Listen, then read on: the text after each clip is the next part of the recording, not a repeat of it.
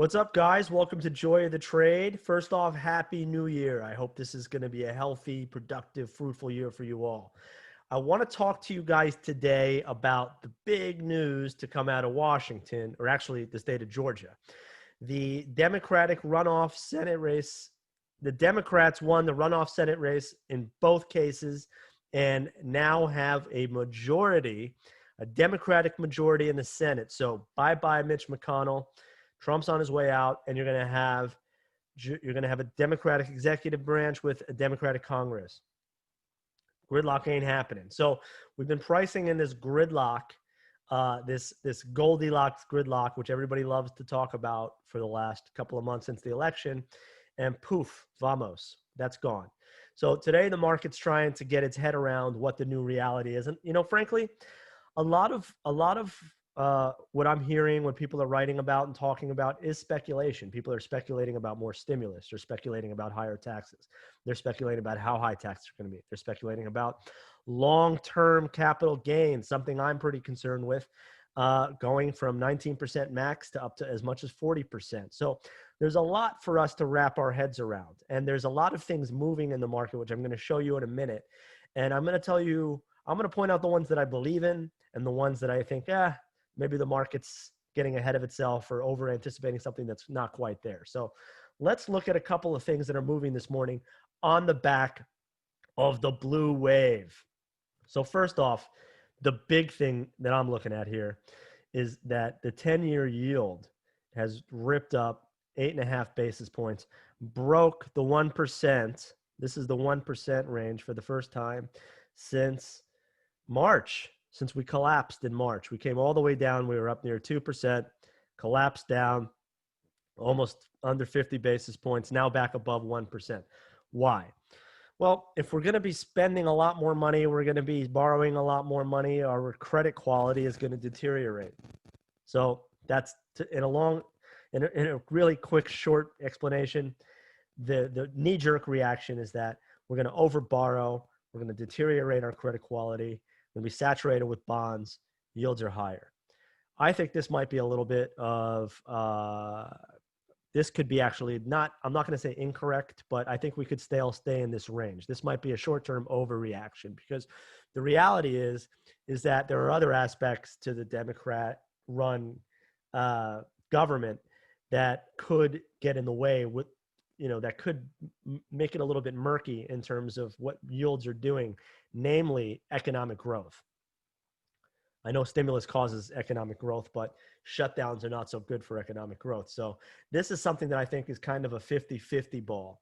And you're seeing, as a result of these higher yields, you're seeing banks in the U.S. So this is the most dubious move that I've seen.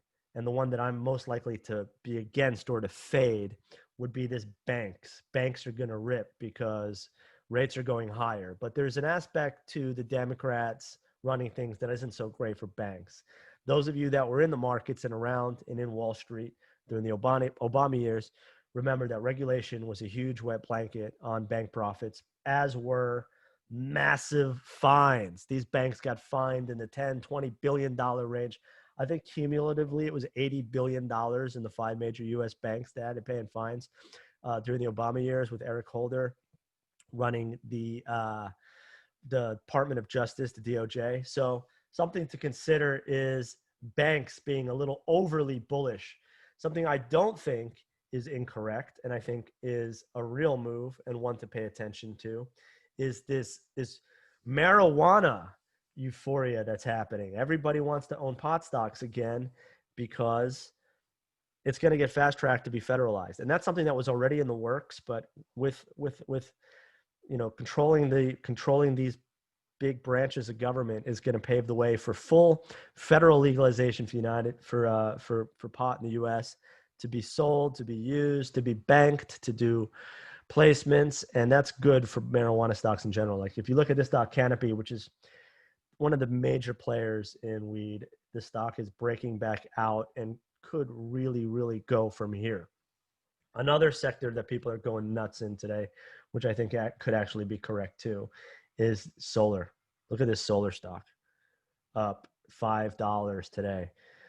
So I think that the green energy, the weed, I think those are correct moves. I think the 10-year, not so fast, my friend. I think people rushing to buy banks haven't thoroughly thought this through.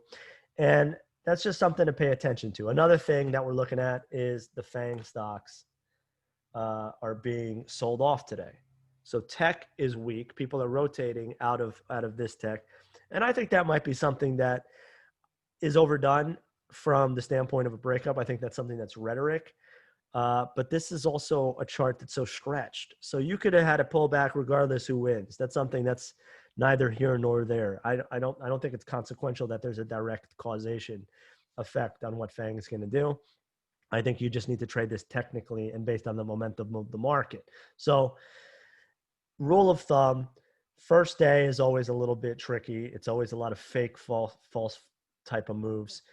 The real pathfinders on what's going to happen in asset prices happens over the course of the 3 or 4 days after. So if you think of the example I would use would be a Fed day when it mattered, when they did rate cuts or rate hikes. The first day, usually they do it at 2 o'clock in the afternoon. The first couple of hours that day, you get a lot of head fake moves, and then you see what the market really wants to do in the coming days. So I'll be paying close attention the next few days on these particular sectors. Watch banks, watch weed, watch solar, watch the 10-year yield, and we'll see.